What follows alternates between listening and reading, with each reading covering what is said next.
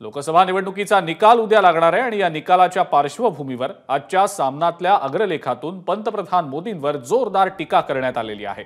भाजपचा पराभव होणार आहे आणि मोदी सत्तेतून जाणार, हाच 4 जूनचा खरा निकाल आहे असं भाष्य सामनामधून करण्यात आलेलं आहे।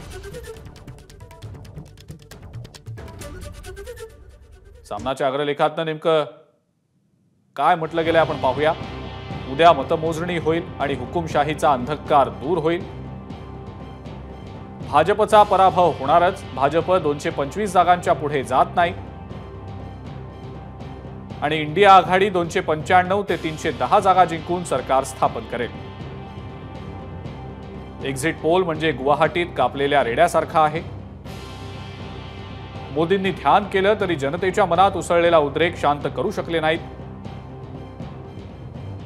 मोदी है तो इंडिया आघाडीचा विजय 100% मुमकिन है। मोदी जात आहेत, हाच 4 जूनचा खरा निकाल आहे, अशा पद्धतीचं भाष्य सामनामधून करण्यात आलेलं आहे।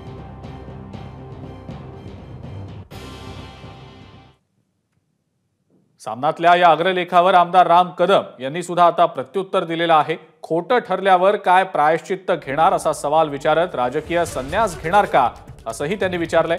लोकांची केलेली वसुली परत करणार की मोदींपुढे लोटांगण घेणार असा सवाल राम कदम यांनी उपस्थित केलाय। रात्री हातभट्टीची घेऊन अग्रलेख लिहितात का गांजा पिऊन अग्रलेख लिहितात त्यांचं त्यांनाच ठाऊक।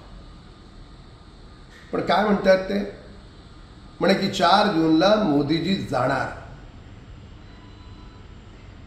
उद्या बरोबर दुपारी 3 वाजता कळेल। वसुलीबाज लोकांच्या छाताडावर पाय ठेवत मोदीजी पुन्हा येणार आणि कॅलेंडर उघडून पहा। त्या कॅलेंडरला तर माहीत नव्हतं ना आचारसंहिता कधी लागणार, निवडणुकीचा निकाल कधी घोषित होणार। त्या कॅलेंडरमध्ये सुद्धा लिहिलंय 4 जून हा हिंदू साम्राज्य दिवस आहे। एबीपी माझा, उघडा डोळे बघा नीट।